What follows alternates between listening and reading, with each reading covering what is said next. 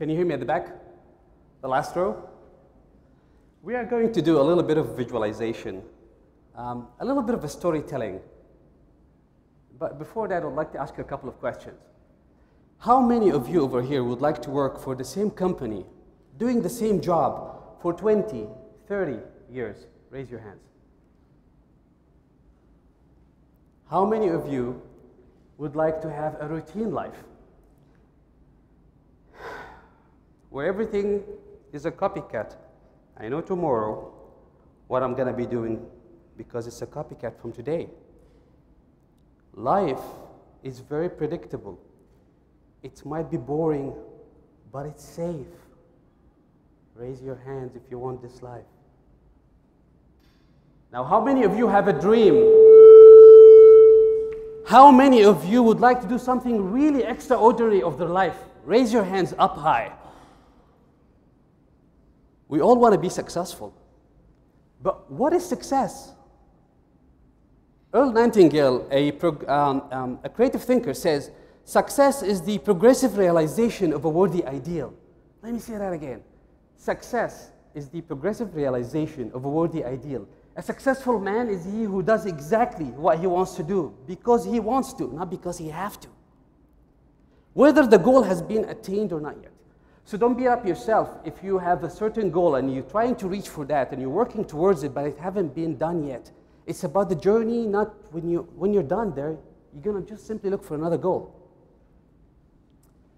I used to work for one of the biggest airlines on the planet. My life was very simple, into 3 blocks. The first block was finance and security. My bills were being paid. I didn't have to worry about anything. I wanted to buy whatever car I want. Anything I want to buy is very simple because I'm getting paid quite well. So that's okay. Fun. I've been to 42 countries and hundreds of cities. So you can imagine. I had so much fun in so many languages. The third box was my dream. You know, I had a question mark. Here I am. I love my job.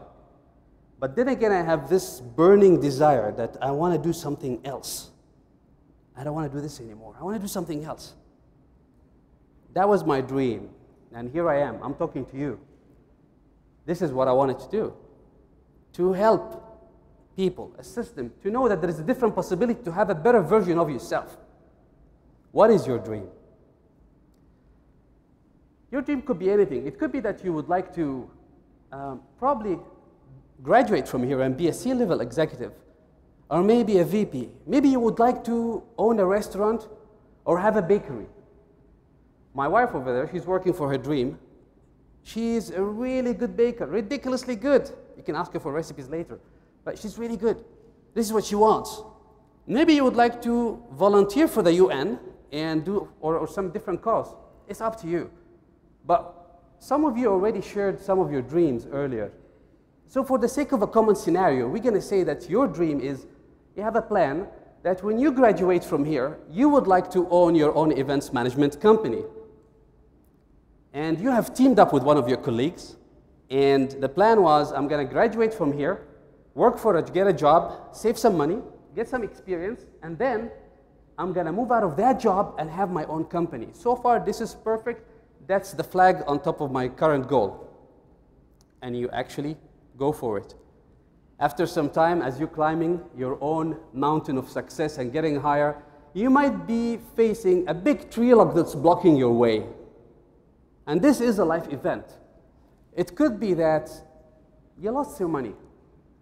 Maybe your partner came and said, hey, you know what, I'm happy with the job that I'm doing. I don't want to have a job. I don't want to continue having my own business. It's too much risk.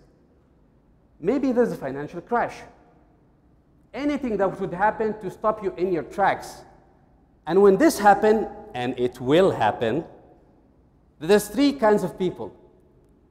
What category do you think you belong to? The first ones, they're going to say, we tried. At least we tried.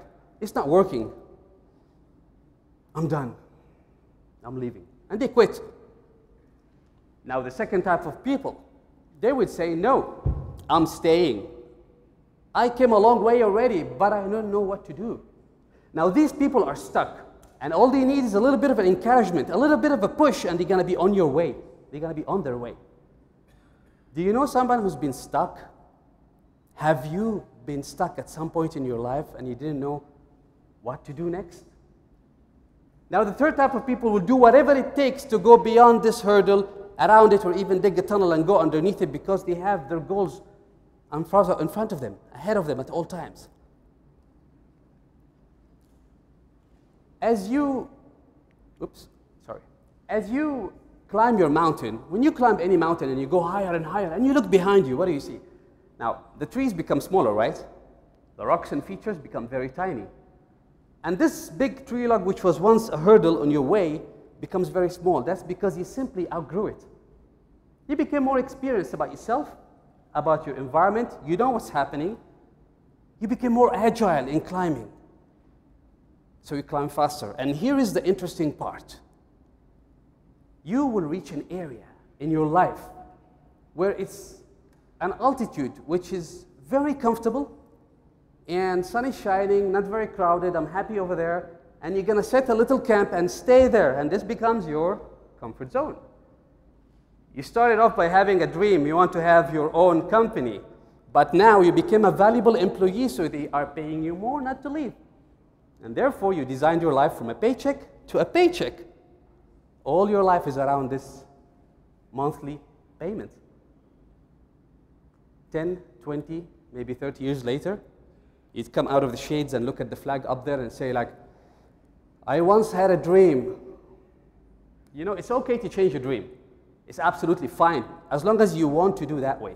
However, as long as you have a burning desire inside you that you want to do something else or you are destined to do something else, then you should follow through and don't settle. Well, anyway, 95% of people will stay in their comfort zone. Only 5% will take the leap of faith. 5% will take the risk. And I'm not talking about just changing your career or changing a job. It's following what you want to do. And when this happens, it's going to test you. Life will test you, your boyfriend, your girlfriend, your marriage, everything around you. Because simply, if it's that easy, everybody would be just sitting up there in the flags, doing whatever they want to do. It takes a lot of energy to climb a mountain and even more energy to get out of your comfort zone. And these are my two favorite cars. One is a Camaro, it's a racing car, and the other one is a Dodge. And both of these cars have the same engine, 5.7 liters. Horsepower, almost the same, around 300 horsepower. But if I attempt to take the Camaro and take it off-road, it's going to get stuck in the sand. However, if I try to race the Dodge and take it to the track, I'm going to flip it because it's not designed to do so. You see, your body is the vehicle which is going to take you through life. And getting to know your body, getting to know exactly how to handle yourself, how to handle your vehicle, is the most important investment you're going to ever do in your entire existence. So get to know yourself. Get to know exactly what works for me, not necessarily is going to work for you. So this is where a lot of people try to lose the weight and they fail. A lot of people try to lose the weight and they cannot keep it off. And so many other people trying to build muscles. Right? It doesn't work. So rather than following any diets or anything blindly, take a step and pause and get to know yourself a little bit more. Now, my 3 points for you now is, if you want to be fit, fast and furious, number one, focus on your goal. Keep it ahead of you at all times. Excuse me. Don't settle. Number two, if you want to be fit, fast and furious, get to know more about your body. Eat less, but more frequently. Eat in sparing quantities. You see, if you eat more, you're going to get heavy. And when you get heavy, you're going to be less active and you're going to distract your energy. And my last point, people who changed the planet, people who made a big mark upon this planet, like Les Brown, Anthony Robbins, Napoleon Hill, Zig Ziglar, Stewart Wild, and so many others, never did it from their comfort zone because it simply cannot be done. You really need to be okay to step out of your comfort zone and be yourself. if you are not, as long as you're not doing anything offensive to anybody else, then it's okay. People's opinion of you is none of your business. You should not care about what he or she is going to think of me. We should remove your masks and be yourself. Before we attempt to do something really different, we always step back process. What are they going to think of me? Well, why do you care? If you want to be yourself or you want to follow the herd, it's your call. And for that, if you think, you said a lot of you raised their hands and they want to do something extraordinary with their life. If you think you got what it takes to actually step out of your comfort zone, stand up now.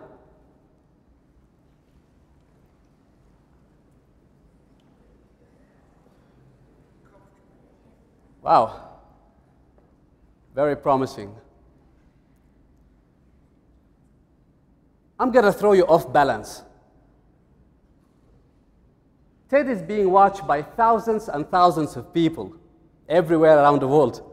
So more likely, if we can have the camera crew, if I have cameras to show the audience your faces, you're most likely a lot of people are going to know what you're doing right now. We're going to do something really silly, but not offensive. So on my count of 3, we're going to howl like a pack of wolves. I'm going to go, oh, and you're going to go with me. Do you think you have what it takes? Are you ready? 1, 2, 3. Oh!